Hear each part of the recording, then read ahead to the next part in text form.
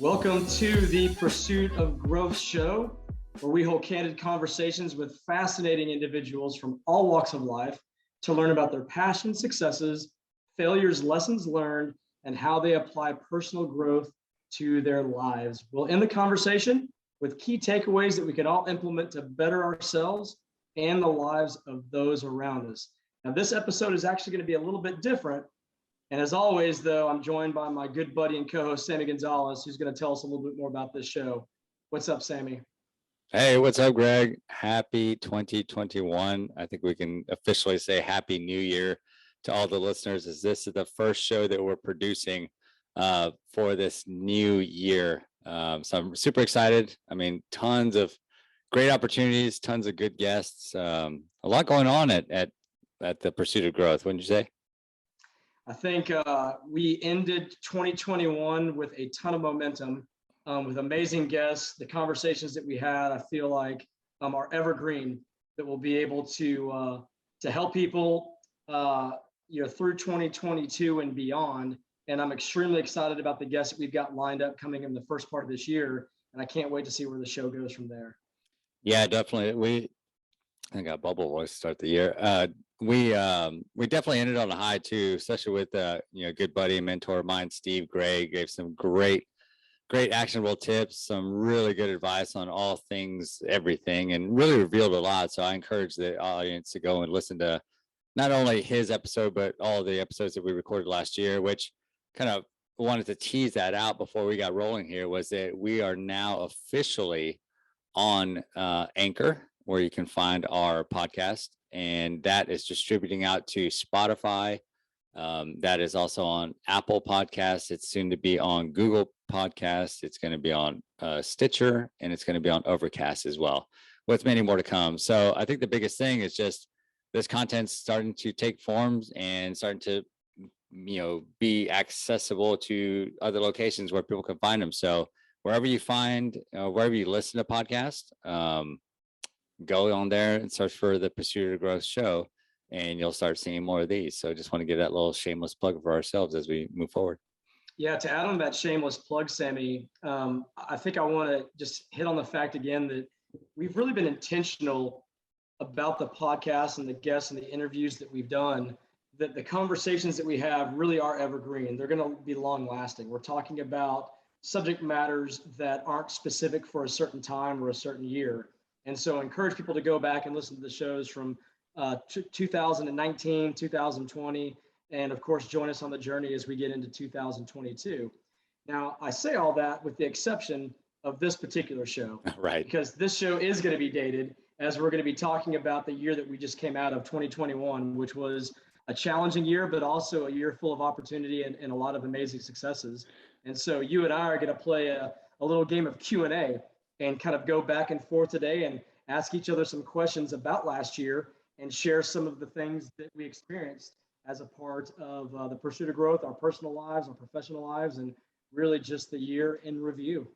Yeah, exactly. Thanks for laying that out for everybody. So as we look back on the year that was 2021, I'll kick this off with a question to you, and then we'll kind of ping pong back and forth as we usually do. But one of the first things I wanted to know, and the first question we developed, was who had the biggest impact on you, Greg?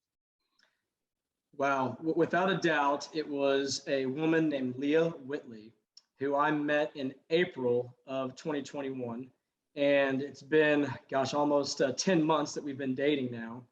And so she and I connected right off the bat and literally became inseparable from that time on. And through the last 9.5, almost 10 months, we've completely changed our lives. We've moved to the same part of town. We've gone on adventures, vacations. We've changed our lifestyle to be able to create the relationship that we have today. And so without a doubt, my life today is 180 degrees different than what it was at this time last year prior to meeting her. And it's been literally one of the best things that has ever happened to me. So without a doubt, the person who had the biggest impact on me this year was Leah Whitley. Oh, that's pretty awesome to hear you say that, because I am quite a fan of hers. Just getting to know her over the past, however many months that I've known her, I know she meshes well with all the friends and all the family, and really gets along, and is fun to be around too. So I, I'm proud that you're able to find someone that you can really focus a lot of your enjoyment with, and share your life experiences with together. And I think we have a really cool episode coming up. We won't spoil it just yet, but she had a good idea for an episode. So I think that one's coming up too, that I think people get a kick out of soon. Yeah, I think that episode will be centered on relationships, which I think is going to be a lot of fun to get into. But that's just really, just to elaborate just a little bit further.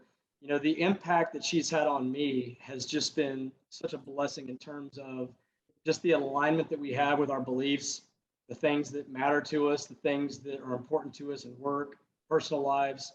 She also has a little boy that's just been a blessing to my life to be able to be a part of his. And just the three of us have just been on so many adventures and accomplished so many cool things that I really, you're going to hear me say this a lot. I cannot wait to see where we go in 2022. But Sammy, I'll turn that same question on you. Who had the biggest impact on you in 2021? And when we were talking about some of these questions, this was one of the ones that stood out to me as being probably the hardest one for me to kind of consolidate down into one thing. So I kind of have a cliche answer to this, but I think it's important to not let cliches get in the way of how you really feel. But really, I went through the year 2021 on kind of a new roller coaster.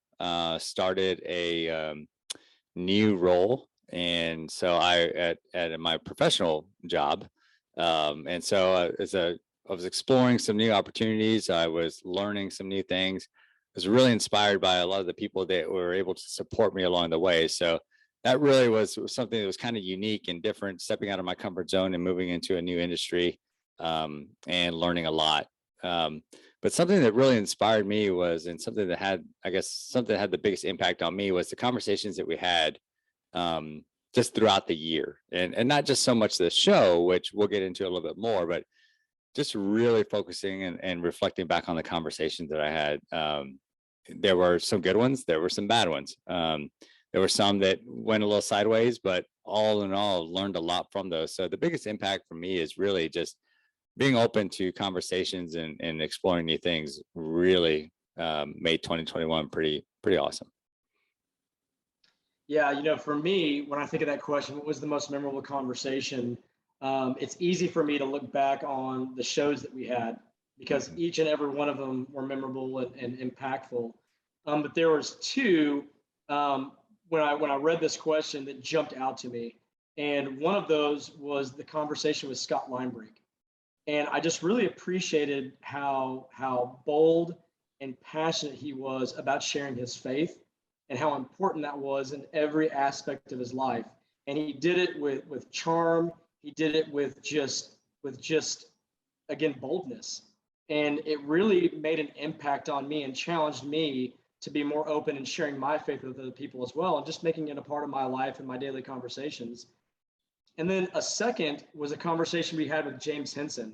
Mm-hmm. And James, gosh, he listed probably 50 memorable things in that conversation that really made an impact on me. But one of the things that he talked about was how, as people in our culture, we tend to get so upset about very trivial things. And he made the quote, "I've just realized there's not many hills that I'm going to die on." Meaning there's just not that many things that he's going to just have these all out, just knock out, drag out fights over, whether it's with the people in his life and his family, friends, colleagues, you name it. So many things we can just let go and move on and be totally fine. And I think that especially applies to our social media world, as we see so many things that just continue to explode and cause division. So again, I'll go back to what he said, just be careful on the hills that you choose to die on. That's an interesting take to it. And his conversation that we had was really impactful to me as well. I remember listening to that a couple different times and just thinking, man, this guy thinks differently than a lot of people that I know, which was really unique and exciting to go back and dive into, because there's so many nuggets of gold there. So yeah, I appreciate you bringing that one back up too, because I think that one's on a permanent playlist for me too. Right. Man, all the conversations that we had, just if we want to just dive into the shows, right? There's so many tactics because I love that tactical feel. Like, what are some of the things that you're doing, some actionable items? And that's the premise of the book. But then it's also kind of part of the show as well, where we ask people, like, what are some of the things that you do in your life? And I think every single show is just filled with nuggets. And so much so that I was actually, as you were talking, I was pulling out my notepad, because everyone that's listened to the show, we take notes on everybody, and we give our top 3 things that we've taken from each show. And those are such little like wisdom points from every single person. I mean, just looking back through here, like I can glean so much information from my notes, but going back and listening to them all, I hope the audience can find some time to do that. And then even if anything, they're able to go and listen to some of those key takeaways that we've had, because I think there's a ton of value that everyone has provided us just being part of the show. And frankly, there's a whole lot more coming up that I'm really excited about. Agreed. Sammy, looking back on last year, what's the first thing that comes to your mind when I ask, what inspired you? There's a lot of people that were impacted tremendously by 2020. That was a year, that COVID really was ramped up and taking, the world by storm. So I think the people that flourished and were able to thrive through the difficult scenarios and circumstances in which they were presented through 2020, and they came out on the other side of 2021, still being in the pandemic, but learned to adapt. And that's one of the core tenets of my life. One of my 5 words that I appreciate, or that I've outlined for myself, but adaptability is one of the first ones. And that's what really has inspired me the most, to see how people have adapted, and how they've really, some people have changed careers, some people have started new businesses. The world has changed a lot in the last couple of years, especially last year. So that's what's inspired me the most. So what about you, Greg? The first thing that came to my mind was actually an experience.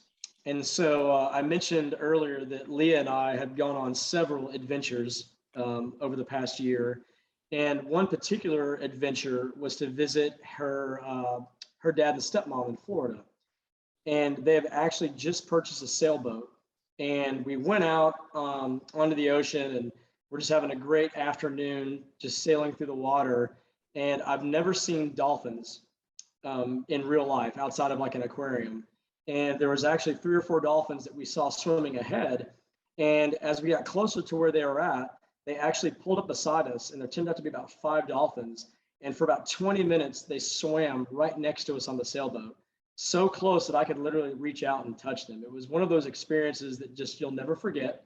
It's one of those moments that just, I don't know that will ever happen again. It was such a really, really unique and just inspiring moment. But really what that did was it just kind of gave me this realization that it's just those little experiences in life that really matter in terms of the people that you're with, the things that you do, and be intentional about just exploring this world that we live in, whether you have the ability to travel or you're just exploring it just in your own backyard. There is so much to appreciate. And I think what really it did was it just gave me this new outlook, and it came at a time where I think I was really wrapped up in my professional career and a lot of the different things that were going on with my work. And it really just helped me to realize that this world is absolutely incredible, and there's so many cool things that I'm yet to experience, God willing, that I can look forward to. So that was definitely what inspired me this past year. How about you? To add on to that too, I think that there's some more questions down the list that I'm gonna be able to answer that a little bit more thoroughly. So I don't want to steal my thunder from one of the ones that's later on down the road. But yeah, being inspired too, it's around the other people that I've met, right? I've met a lot of people. My community has grown quite a bit, more so in the way of friends and family and personal connections versus just being connected and inspired to people that I work with, which has been great. But I know for a long time, my circles were really only the people that I really interacted with from a professional aspect. There wasn't a lot of, I have tons of friends. Like I am blessed to have tons of friends. But adding in now, like people that have kids that are now my kids are friends with their kids, and now I'm getting to know them too. It's pretty unique and different. It's an entirely new phase of life, which is really cool. And to meet so many like-minded people, it inspires me to see how good of parents they are, where they've shared that they're stressed out about, or where they're struggling, and knowing that I'm not alone. So it's good to have that as well. Some good people around you all the time. How are you brave this past year? Boy, this is a tough question.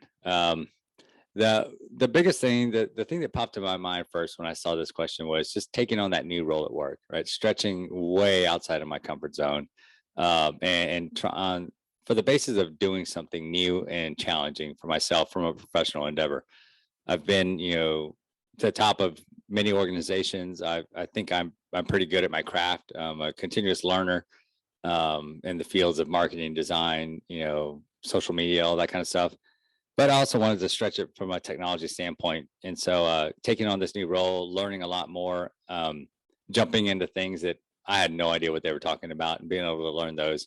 I think that, not to pat myself on the back, but I felt like that was a brave, bold step to be able to do that. But then there were some other things too. It's really about stretching the comfort zone as well. But some of the different experiences that we've had, taking some risks on some personal items that I wanted to kind of pursue, and watching them pay off as well.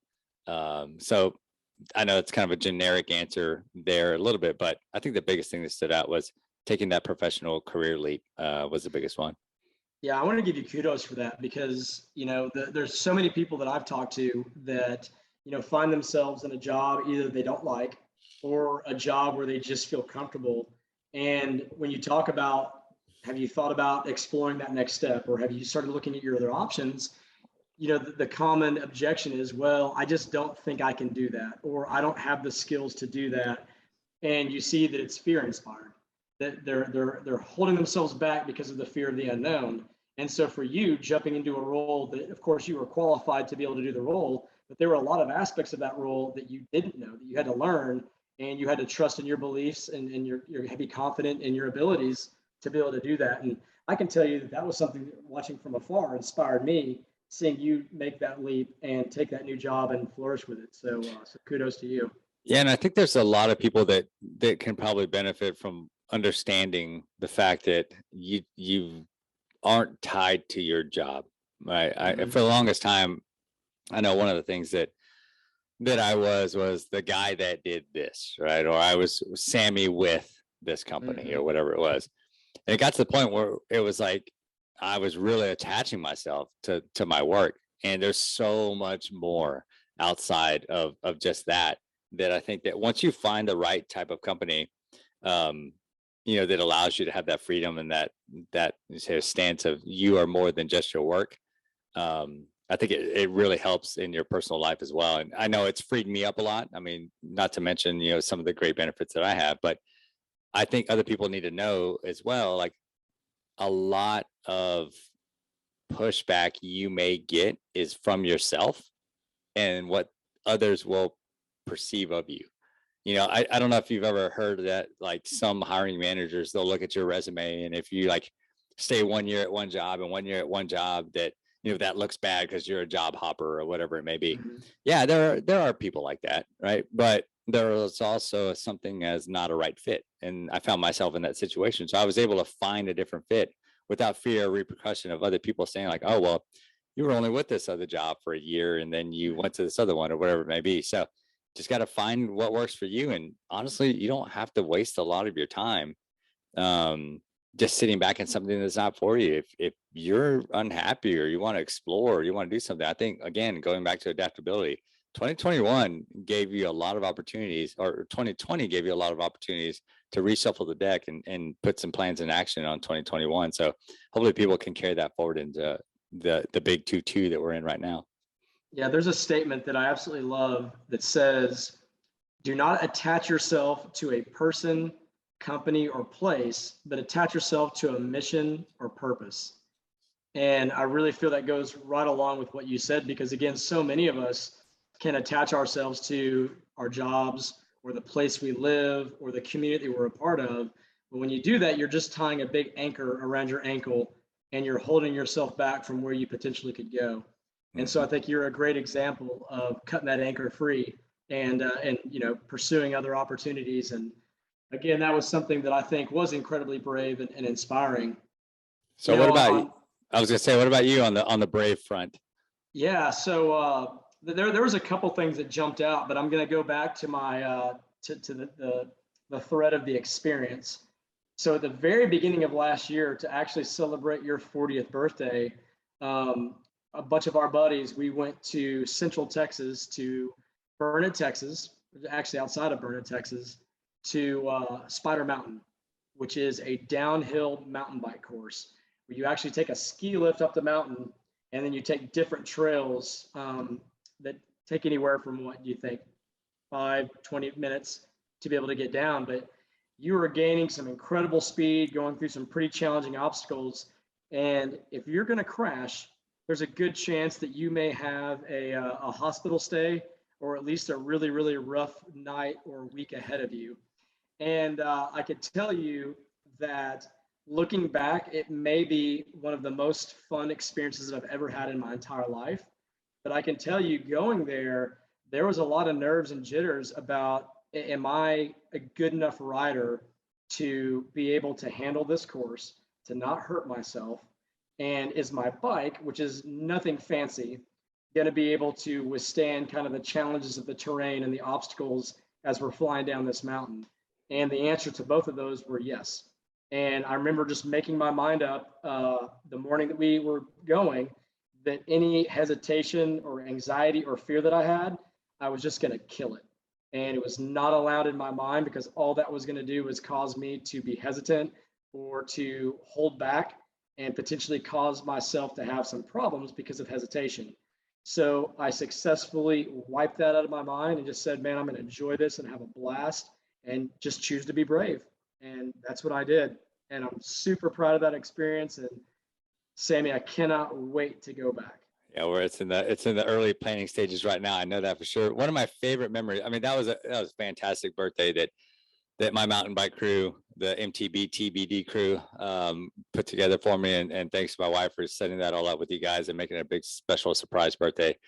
But there's so many great memories that came out of that. I mean, from the hotel stay to the, riding together to, literally 8 hours of riding our bikes together, right? Let's go outside and ride bikes together. How much fun was that, right?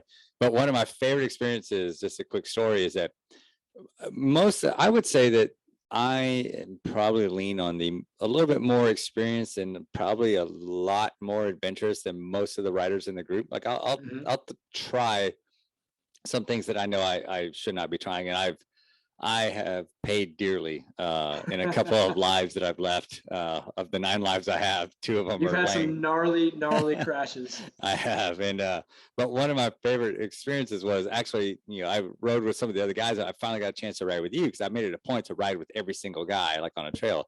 But you and I were riding, and I was behind you, and I'll never forget. I have a GoPro on, and we're flying down this one path. It's a really long trail, and there's a couple of jumps. There's one jump in particular that it goes straight, and then it's got one jump, and then it's got another jump. And these aren't small jumps. They're probably 3 foot, 4 foot jumps or so, maybe right around that range. But the second jump has a left-hand kicker, so it kind of kicks you over to the right if you go on the left-hand side. Well, I'm following you, and I'm watching you have a blast. You jump the first one, and you catch a little bit of air, but the second one, you catch pretty decent air, and you turn around and you scream, and you're like, "Did you see that?" And I was like, "Yeah." Well, in the midst of fun that we're having, I accidentally go a little too far left, so I'm off camber as I jump, and I start to lean, and I'm like, I'm going down. I was like, I'm about to fall. And sure enough, let's just say that I not so gracefully straddled the middle of the bike and didn't wreck, but had a spectacular landing in a region in which you don't want to be landing on. So maybe a few foreign languages came out of my mouth, but yeah, it was I'll never forget that, because the excitement on your face and the comments that you made as you were like literally just got done jumping was so much fun that I just lost all my skill set, and I almost wrecked. So I appreciate your fun time there. Well, and that kind of leads into our next question, which is subjective in nature. So I'll preface it by saying, share something that just comes to the top of your mind, and you can't repeat the story you just shared. But what made you happy in 2021? Yeah, I spent a lot of time last year really ramping up those experiences with my friends and my family. I think 2020 gave me a realization that when you can't go somewhere for whatever reason, and you can't have those experiences for whatever reasons they may be, that you really need to cherish those times and really make it a dedicated, make it part of your life, I should say.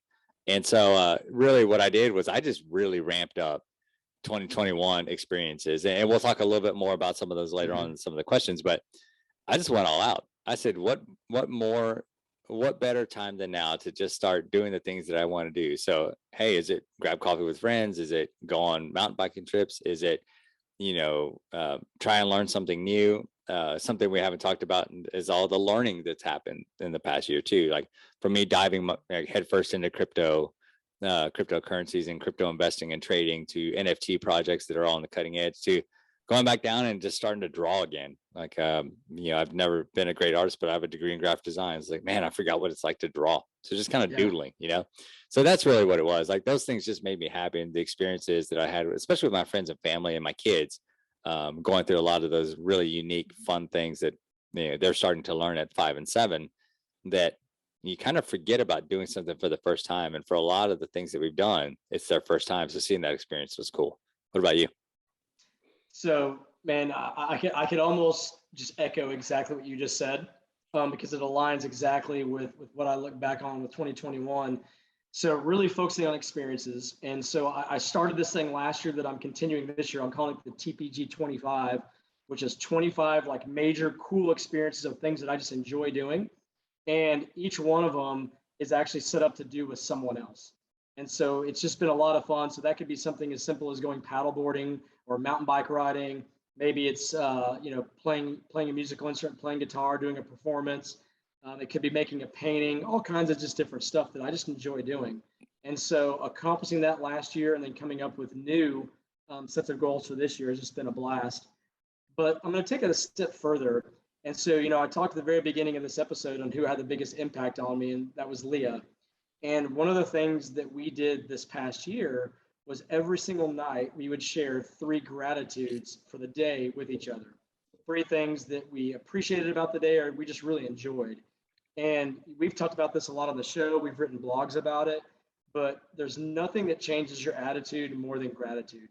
And when you specifically focus during the day on trying to have a perspective of seeing the bright side of things and finding just those little everyday things that you're excited about, whether it's a good glass of wine at the end of the evening, maybe it's hanging out and just spending time together, or just a really cool thing that happened at work. Actually talking and bringing those things and sharing with each other just made me happy every single day. And so without a doubt, the emphasis on gratitude this past year absolutely made me happy. Yeah, it really does make a difference. I think attitude and gratitude go hand in hand, just like you mentioned. In the chapters 4 and 5 in the book, I know the attitude's number 4 because I reference it quite a bit. But those 2 chapters, I think a lot of people can understand and start to digest and take forth with them too. It'll make an impact in their life. But so you did write a really good blog about that, and I hope more people check that out. Yeah. So with that, one of the things, next question we have is, what did you avoid? Yeah. So, another question that we've got coming down the pipeline is what goals did we fail to achieve? And so there's a couple things that almost can go kind of hand in hand with these questions. But I think back, one of my major goals was to do more work in my long-term financial planning in terms of setting things up for several years down the road, with getting more in tune on investing opportunities, really getting lean in terms of my savings, trying to figure out how to eventually start some new passive income streams. And quite honestly, I did some work on that. I accomplished several of my goals that I wanted to do in that realm. But overall, in terms of what I wanted to accomplish last year, I didn't. And quite honestly, I just kept putting it off because it just seemed like such a big challenge. And I didn't effectively sit down and utilize the plan that you and I both came up with to break it down, to make it manageable, to set smart goals, to find accountability. I just kind of just did it a little bit here and there. And when you take a lackadaisical approach, you get a lackadaisical result.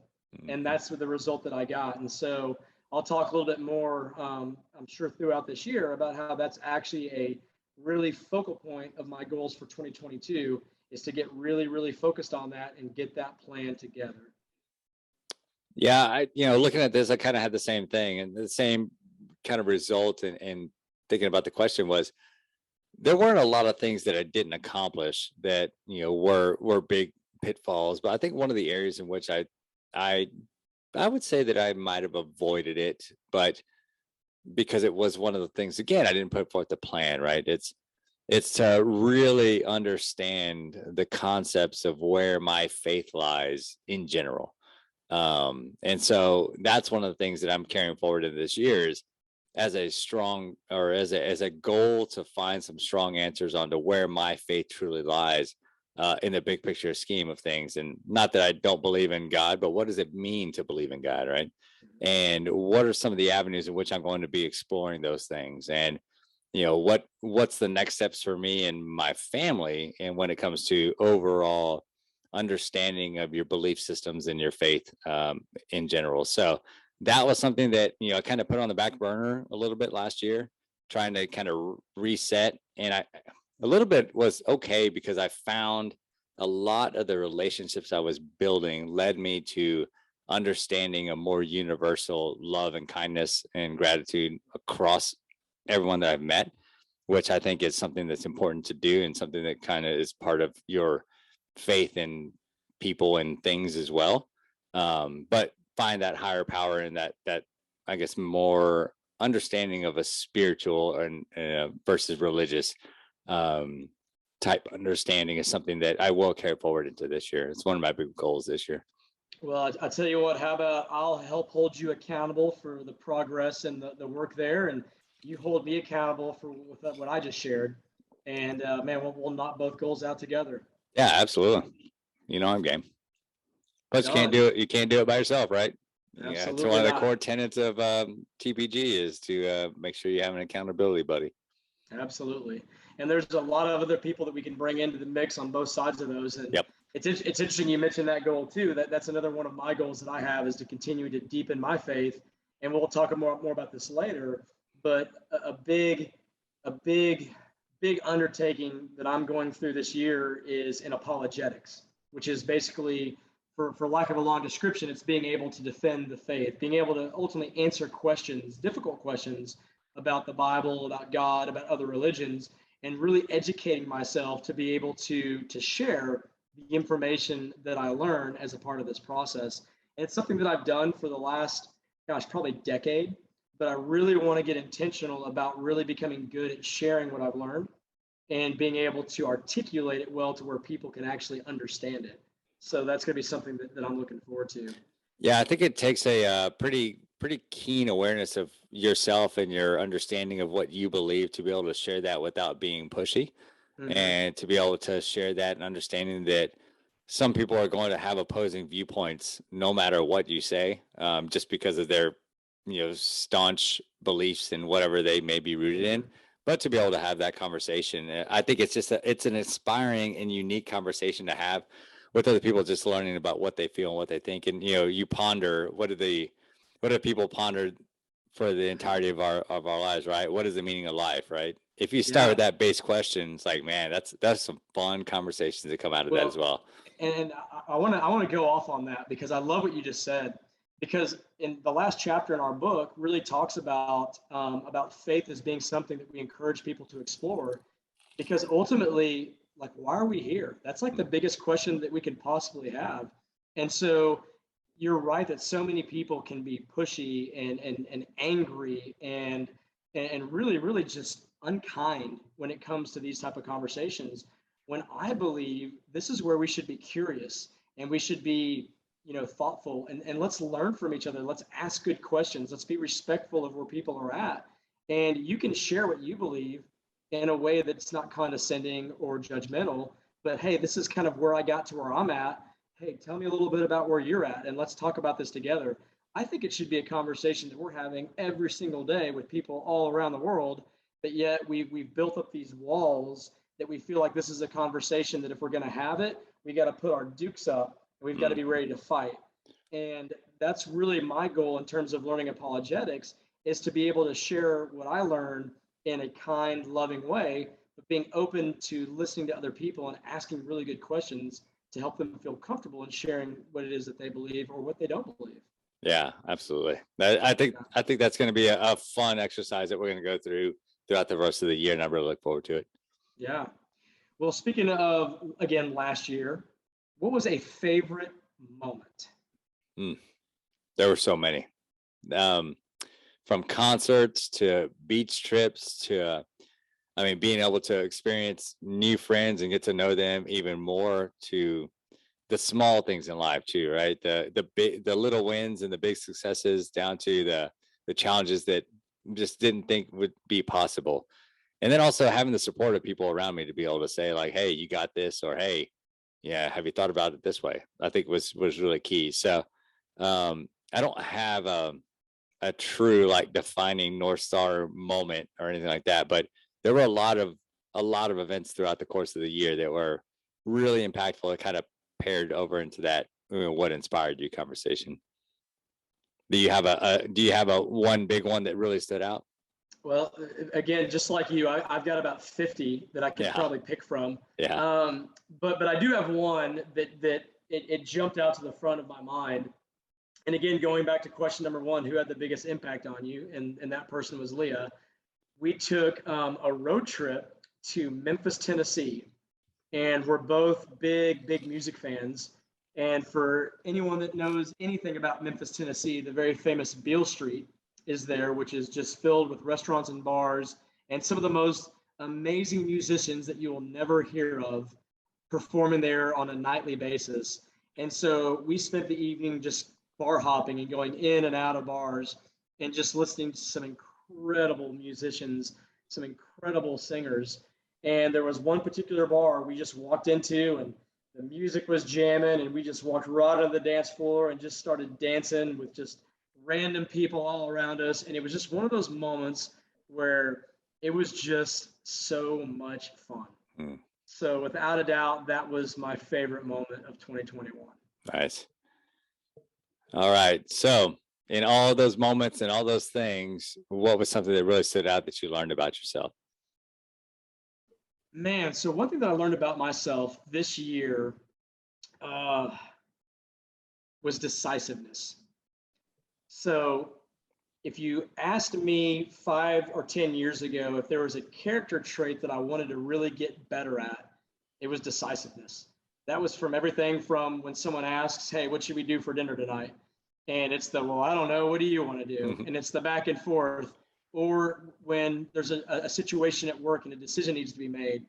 And I often would go and ask everybody else to make sure that I had some type of alignment. So whatever decision I made would be something that everyone thought was copacetic. And I realized that by being undecisive, I was causing myself a lot of heartache. And I really just wasn't accomplishing a lot of the tasks and goals that needed to be done with the effectiveness that they could be. And I realized that if I were to grow in decisiveness, that would really, really help me. And so I spent time listening to TED Talks. I spent time reading some articles and blogs on how to be more decisive and just kind of the mindset to adopt. And what I learned about myself is I'm absolutely capable of doing that. We all are. And so this past year, that was actually something that I wrote on the top of my daily planner, where I list out all the goals and tasks I need to accomplish that day. I'll write little notes to myself. And one of them at the top of every page was be decisive. And when a situation came up that I realized, okay, I need to make a decision, that would instantly come to my mind. I'd say, you know what? Think about it, weigh the pros and cons, let's make a decision, let's move forward. Now, that doesn't mean that if a big decision came up that I just made a rash judgment and ran off. So obviously this is within context, But for many of those everyday small decisions that need to be made, being decisive was something that I learned about myself that I could pull off. There's a lot of people that focus on that and decisiveness, and they look at it from the 80% principle, in which they're going to get to about an 80% yes and just run with it, right? They'll figure out the other 20% as they go away, go along their path. And some people don't like that.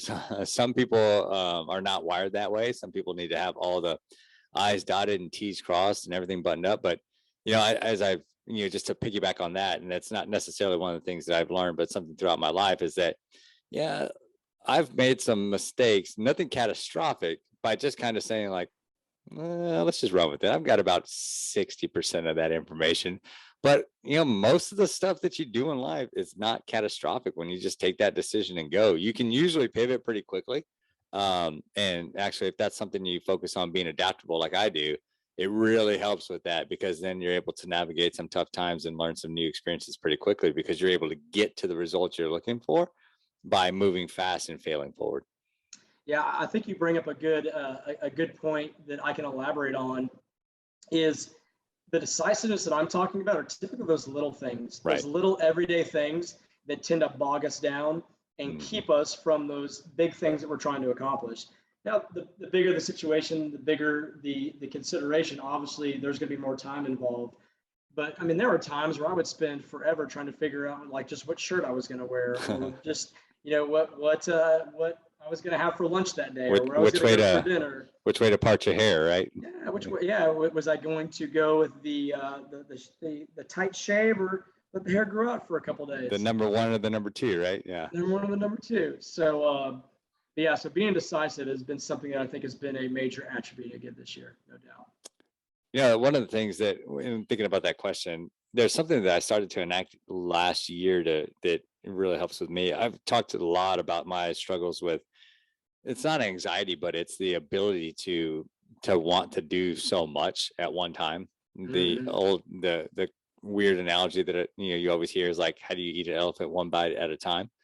I'm guilty of trying to eat two elephants in one bite. And so one you thing, and me both. Yeah, one thing that I've really started to implement, and I started this last year, was being able to turn it off, because my mind can continuously race, especially late into the evening as I get my kind of second or third, fourth wins. But when I've always been this way, right? When I get in bed, it's time for bed. Like, I don't get on my phone. I don't, I'll have TV on or whatever to help wind me down, whatever, for a few minutes. But usually it's pretty much when I hit the bed, it's sleep time. But I found throughout the past year or so, thinking about so much, that I had to tell myself, I do this every single night. I learned to tell myself to stop.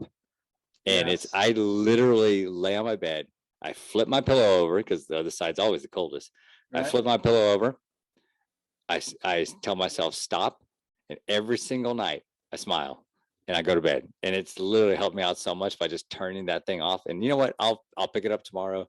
I write down copious notes of whatever I'm thinking about all the time anyway. But that's one of the things I learned about myself that's really worked, is being able to, that I can turn it off. And you know what? I'm not going to forget that much whenever it comes to the next 4 hours when I wake up. What's interesting is, you have that voice as you're going to bed. For me, it's when I wake up. And I immediately start going to all the situations and worst case scenarios that could happen. And I've got to do this and I've got to do that. And just like you, I've adapted this measure of where I say, be present, like stop. And I kill that thought and I replace it with be present where you're at. You've got plenty of time that you're going to plan and you're going to handle these things. But I just have to literally kill that thought. And it's something that, Sammy, I have to do every single morning. Yeah. And if I don't, it will take me and just run wild. And so I appreciate you sharing that, because I think that's a powerful, powerful tool. Again, because so many people struggle with anxiety because they can't turn that voice off inside their head. But you literally name it, recognize it, and then when it shows up, you've got to tell it to go away. Yeah, what did our friend Mary Lyons say? One of her favorite things to do, or what she named her anxiety, right? Yeah, I'm trying to think what she named it. She named that voice inside her head. I think she named it like Carol. Was it Carol or Helen or Yeah, we'll have to go back and look at that episode. But yeah, exactly. It was the fact that she named it and then she was like, "Shut up, name." It's so Yeah, great. that's so huge, and it works. Yeah, So, it really does.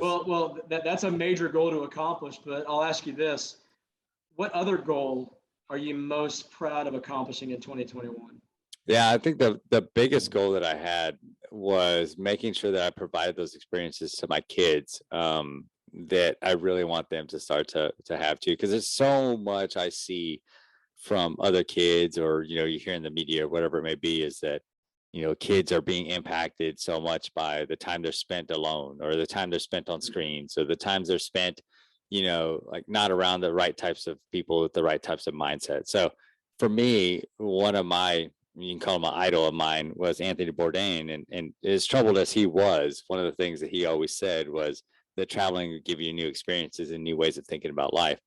And yeah, the day-to-day minutia can really grind on somebody, but when you get out of that and you're able to travel and experience new people, new places, and new things, that's something that is really important to me. It's so much so that I joke all the time that I'll sell this house that I live in at any point in time, and take a 2-bedroom condo so that we can like travel more and do more things. But it was definitely traveling. And for our 10th wedding anniversary, it's on January 1st, we spent it on the couch in our living room, and it was unglorious. It was unceremonial. The kids stayed up and we celebrated. And then I think we were in bed by like 12:05 that year for ringing in 2020. So one of the things, I think it was, 2020. So one of the things I told no, I'm sorry, it was 2021. Anyway, I'm getting my dates mixed up. Anyway, I told my family, I said, we are not going to be here on New Year's Eve this next year. We're traveling. And sure enough, we were able to take time out. We were able to drive to Colorado, Southwest Colorado, one of the places I love the most, and spend time with friends, hanging out, and enjoying the mountains and the snow. So it was a really cool experience, and I made good on my statement that we are not sitting on that couch for New Year's. And we did it for our anniversary, and we did it for the kids learning how to ski, and Cynthia being able to ski, and me enjoying some time with friends too. Nice. I think I have a tie for first in the goals that I'm most proud of accomplishing. The first one has to do with my work. So I work for a charity, Vogel Alcove, and we serve homeless children and homeless families. And my role is the fundraising. And we do 3 major events throughout the year that on a normal year, when we're not in a global pandemic, it is a challenge to hit our revenue goals. And so looking back, I'm extremely proud that myself, our team, our board of directors, and our many, many, many supporters were able to hit our goals for those 3 events, which ultimately helped fund our mission throughout the year. So that was something I was extremely proud of. And then tied for that was the fact that I've started attending and gotten engaged in a new church. And that was a goal of mine, to be able to find a new place. I mentioned that Leah and I had moved to a similar area of town so that we could be closer together. And in doing that, I needed to find a new church. And I did not know how long that was going to take. I wasn't sure what that was going to look like, but we put a plan together. And within a relatively, I'd say, short amount of time, we settled on a new place in Rockwall that now we've been going to consistently. So I'm very excited about achieving that goal. Awesome. That's really cool. And again, looking forward to explore that a little bit more with you this year as we go along in 2022. Now, I'm going to flip this a little bit more from that goals perspective that we had been talking about to one. We talked a little bit about this earlier, but tell me about a goal that you failed to achieve. So I mentioned earlier that there was pretty big aspects of the financial literacy goals that I missed. There was another one that, quite honestly, I failed miserably at, and that falls in the realm of health and wellness. So in terms of each year, I've got quarterly and yearly goals in all 11 focus areas that we talk about in the pursuit of growth. And I had a plethora of health goals that I wanted to be able to accomplish. And I think I accomplished close to 95% of them. But one big one was in the realm of flexibility and mobility.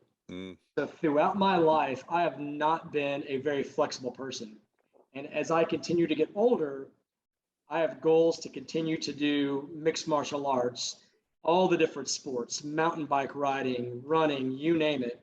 And I realize that as I go through my 40s, 50s, and into my 60s, for me to be able to do those things, I've really got to get my body to be more flexible, and I've really got to be able to get more mobility to be able to handle that. So I had a goal to be able to reach down standing and touch my toes. Now, my entire life, if I were to bend over and try to touch my toes, I'm probably about a good 8 or 9 inches from where my fingertips stop to where my toes are. You just need longer arms, right? I mean, that's what So, it is. so not to make excuses, but my arms are not super, super long. But the reality is, from my back, my hips, and my hamstrings and my thighs, I have a lot of opportunity to grow my flexibility. So I put together a plan. I actually went and researched and found different stretches that would address all those areas. I even found YouTube videos of, the YouTube pros that would teach you how to become flexible in the matter of 30 days if you followed their routine. And quite honestly, I just didn't do it. And so to this day, I still cannot touch my toes. But like any goal that you don't achieve, you ask yourself, is this a goal that I need to achieve? And if it's not, then get rid of it. Well, this is a goal I need to achieve.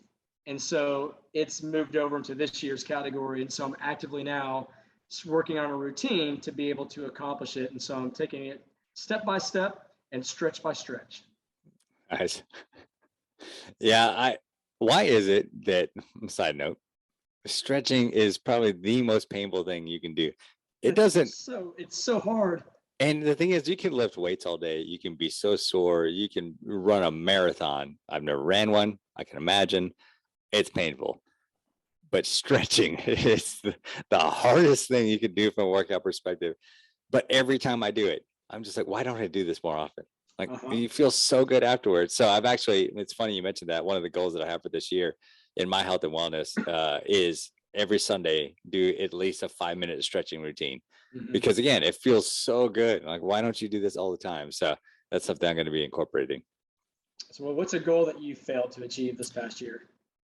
So we talked about the faith one and finding that insight into my personal beliefs and faith. And so that's probably the biggest one that I failed to achieve. It wasn't anything outside of like concrete, anything else that I did not achieve that I didn't do for sake of, just not doing. One that I failed to achieve towards the end of the year due to just, circumstances that were not of my own doing, but I had to have surgery on a hernia. And that really put a damper on my fourth quarter because I was unable to really hit some of the fitness goals that I was looking to do. And so my whole thing is, as I'm starting to get older as well, one of the key indicators of longevity is your grip strength. And so like you're starting to build up more muscle and starting to build up not mass, but starting to build up more strength. And so that was one of the key things. I really noticed that I was very deficient in my core. I just noticed that I wasn't able, like I did not have the stability that I wanted to in doing some of the things that we were doing on a mountain bike. So I was like, all right, I'm going to start doing that. Well, something happened and I just overexerted myself and I gave myself a hernia, but it actually wasn't an injury. It was some kind of predisposed kind of genetic thing, I think, that I was told. So I got that all fixed up, but I mean, I'm still impacted a little bit on my day-to-day of it, but yeah, that really put a damper on that. So again, not anything I didn't fail to achieve myself, but that one really, that fourth quarter kind of shook me up a little bit. Yeah. What music did you enjoy this past year? I did not get a chance to go back through my Spotify and do the top list like I wanted to. I was going to go through and check and take a look. But I have to admit, man, there was so much good music that was out there. There were so many concerts that we were able to attend, and we'll get to some of those, I'm sure, in a little bit. But I mean, there was a lot of music that came out of some of the old guys, Foo Fighters being one of the big ones that were producing some great music. And then like there is some new kind of indie type of rock that's starting to make way into the mainstream again, which is good to hear. And then I was also able to kind of reconnect through a friend of mine with some of the different type of electronic music that I've in the past used to like. It just kind of fell out of favor for me. But there's some new artists that I've started to investigate a little bit more. So there's a lot. But I would say the biggest impact is probably the Foo Fighters album or albums this year. Well, I'll say the biggest impact on me wasn't a Foo Fighters album, but a Foo Fighters concert. Mm-hmm. And Mm-hmm. so you, me, and Cynthia and Leah took a road trip to Oklahoma City over the summer and had purchased tickets to see the Foo Fighters at the Oklahoma City Zoo. Yeah. Yes, And the zoo. it was at the zoo at an amphitheater there on site, and we didn't realize it, but literally we were in a standing room only type of section that was what, 20 feet from the stage. I don't I didn't realize it. I knew there were VIP tickets, but I just found them online. But that was the thing, is like I couldn't believe when we got there where our seats were and the treatment we were given. We were nothing special. I literally found them online. But boy, we were treated with royalty. Different experience in Oklahoma than some we've had in the past. Yes, well, I'll just share that if you've never seen a big band, and when I say a big band, like a band that is just a professional, just touring, Masters of the craft. Yep. Masters of the craft is a great way to put it. If you've never seen them up close, it's a priceless experience. And so being that close to Dave Grohl and the band and just watching them play for, gosh, over 2 hours straight. Was it 3 hours? 3 hours. And if they would have gone another 3, I think I would have been fine. It was an experience that I'll never forget. Being that close to that experience was phenomenal. So that was, without a doubt, my favorite music moment from 2020. All right. So, and looking at some of these other questions that we have here and rounding out our episode, really want to focus on something that we ask all of our guests, and it's all about types of habits. So what new habits did you create? The biggest one was a complete lifestyle switch.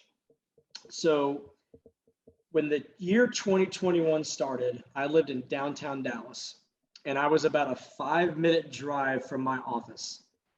So typically I would go to bed at 11:30 at night, get up about 6:30 in the morning, get ready and go to work.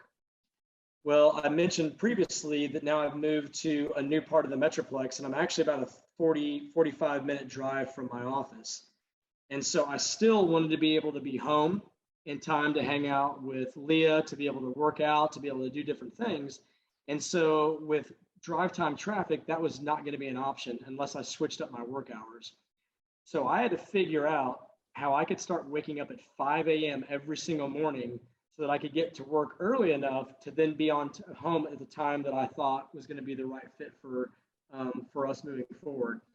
And so I actually read a book called The 5 a.m. Club that talked about how to develop habits and tips and different types of tactics to help you on that journey. And a lot of it goes into, everyone talks about how important your morning routine is. Well, your evening routine is just as important. And you've got to have a powerful why. And so I have a powerful why. I had some good tips and tactics, and I hit it with the ground running. And after probably about a 2-week stretch, it got to be where it was a routine. And there's still some days where I'll wake up and it's a challenge, but for the most part, it's just a new habit that I've incorporated. And I'm in bed typically no later than 10 o'clock, and I'm up at 5 o'clock in the morning ready to rock and roll. What time do you wake up on the weekends? Average. So it depends, but I'm still up. I mean, gosh, I would say 6:37. I have I've adopted, I'm a long-standing member of the 5 a.m. club.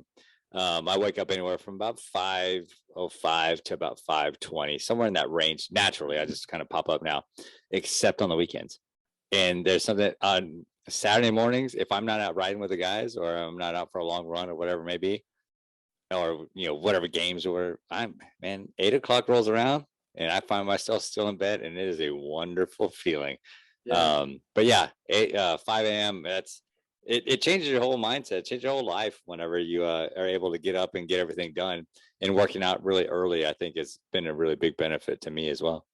Yeah, there's something magical about being up early and feeling like that you're getting a jump on the day, Hmm. and that you're ahead of other people in terms of, even though it's not a competition, there's still something in there that's kind of like, hey, I'm getting after it.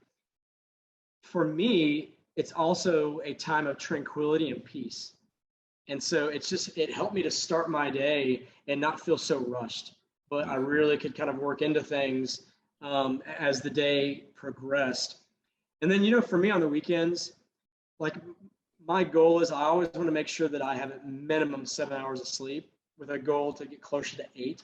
And so typically what I'll do on the weekends is I won't be so rigid because I won't be in bed right at 10 o'clock. I may be up at Hmm. 11 or midnight or longer, but I will try to say, hey, I want to make sure that I'm getting at least 7 to 8 hours of sleep. So there are times I do sleep later. Yeah, for me, I think one of the biggest things was to really start to tune in and focus in on tuning in my not my diet, but my vitamin intake, Mm, and a little bit more weight routine. So, like I mentioned, I was starting to get into a little bit more strength training. Um, I was I was able to run. I was running 3 5Ks a week, which okay. to me is ridiculous to even think about that. I mean, it was a routine. If I did not run a 5K, it was like, well, I didn't run that long or didn't run that hard. Now, granted, I'm not the fastest runner in the world, but that was something I was doing all the time. So I got into that. I started to do the weight routines until I got injured. But then the ramping up my nutrition and understanding of vitamins and holistic, the holistic approach to a healthy lifestyle. So vitamins and I have a blog post I'm going to write. I'm committed to you to do this eventually. I've got a picture of all the vitamins that I take and all the supplements I take in my hand, and I can go through all that and all the stuff that I've learned from that too. So those are some of the new healthy habits that I'm willing to impart. But there was something that started to take place last year that was a little bit different than something I've ever done. I've always written down, my goals or my achievements or whatever that may be, but I did it in a very electronic form, so that because I like things that are searchable. But I started to toy with the idea of how would I go about doing this in a more manual, like write it down on paper style, because it sticks for me a little bit more if I do that, and then I Yeah. transfer it to my electronic stuff. So I actually started this is a 2022 one, but it was generated in 2021. Starting to write down. I actually bought a day planner for the first time in forever. It's actually right back here on my desk. You can see right there. But it's an old school. It's got the blocks on the calendar. It's got things I want to do, things I want to accomplish, like notes and all that kind of stuff. So far, I'm at 3 weeks into it, and I'm doing okay with it. So it's a new habit that I've carried over from that I started to formulate last year. So we'll see how it goes. Nice. Well, as we start getting towards the end of our time, and we got questions that we could probably talk about for another hour or two, but there was one more that I wanted to ask, and I mean it's about this show. So, in general, what did you learn from the Pursuit of Growth show this past year? Of all the wisdom, all the knowledge, all the experiences, all the kind remarks, the inspirational, things that were shared with us. One thing that was a common thread that I saw throughout every single person that we talked to was the importance of mentors and support. For so long, I am very guilty of this throughout my entire life. It's like I can do it myself. I can do all of this myself. And I'll outwork you because that is how I will achieve more than you. Again, not as it's a competition, but this is how I get to things. I will outwork anyone to the day. Now, I learned so much more as you can learn from mentors and those support systems. So, actually, recapping all of the things that we learned from the guest, moving into 2022, I took a word that was going to be important to me, and I used it as one of the top words in my list of things is reconnect. And so far, I've been able to do that. I spend every week I reconnect with at least one person that I haven't connected with in a very long time, or on a recurring basis as well. So just like this Friday, I will have lunch or I will have coffee with a person I haven't talked to in probably about 6 months. And then I will also reconnect with a group of people that I find are part of my kind of inner circle as well. So I'll get to see them. But reconnecting and the mentors and support that you get from other people and having the right people around you is something that I learned from from all last year's shows. For me, I think it was one word. It was listening. So I can be quick in a conversation to jump in and share what I think, or to be quick to counter with a thought that I have. And the show has really given me an opportunity to just be reminded of just being quiet and listening to people talk, and then asking the right types of questions to help them continue to expand on where they're going. And just to piggyback on what you said, just the amount of wisdom and knowledge that I think we've gained from these conversations over the past, well, really, obviously this past year, but the past 2 years since we've been doing the show has been something that's priceless. And I go back and typically each week I'll listen to one of our past shows, and I'm just reminded again just how blessed we are to have so many fascinating, cool people that are willing to talk to us and share their vulnerabilities, share their tips and tactics, share their things they're excited about, and be an example for all of us to be able to kind of follow in their footsteps where they've had success and learn from where they've had failures. It's been this show has really been a cool thing that's made a big impact on my life. Yeah, absolutely. And I don't want I don't want anyone to think that we're just scratching our own itch here, right? We're hoping that it's selfishly we are. We're learning so much. But I hope and I know that people will get a ton of value out of the content that we're sharing. And it's not necessarily just because of us, but it's because of the people that we're able to connect with and have them open up and share. So I hope people do take the time to kind of read the bios of some of the people that we're interviewing and just take a dive in. Some people surprise us. I mean, well, I think we're going to go down one path and we go down another path, and it's amazing conversation as well. So yeah, I hope people can do that. And then coming up, I think we've got a star-studded lineup of people that we're going to talk to. And if we can make some of these heavy hitters drop that we've been looking to connect with, I think it's just going to be fun all around too, because it's a great show. It's a lot of fun to produce and make, and I hope it provides a lot of value to everybody else. Yeah, well, and kind of wrapping things up for this special episode, again, that was a look back on 2021. Sammy, it was a blast just kind of going down memory lane with you in terms of the questions and the answers that we talked about. We want to encourage the people that are listening to follow us online. Go to our website, which is livetpg.com. Subscribe to our newsletter. You can find us on social media through our site. Follow us online. Buy the book. This book is a roadmap and a lifestyle that will change your life. It's changed Sammy and my lives. We're proud of it. And it's all based on actionable tips that you can apply in your life to take control of where you want to go. Sammy, this episode was so much fun. Next week, I'm excited because instead of taking a look back, we're going to take a look forward, and we're going to talk about 2022 and, God willing, what goals we're going to accomplish in the upcoming year. Yeah, I'm really looking forward to that. And as we do personal and professional development on ourselves, we hope that other people will take time. The month of January, you still got a couple of days, set forth some of those goals. If you've already knocked off some of the ones you've already looked to achieve, add some more. Hey, if you've already dropped some of the ones that you wanted, hey, take a look back now. It's better to start again than just say, you know what, it's too late. I got to wait till next year. Start over. It's all the time. You've got plenty of it. Start over. And if you need some help, reach out to Sammy and I, go to our website, contact us. We're happy to help. But with that, live TPG.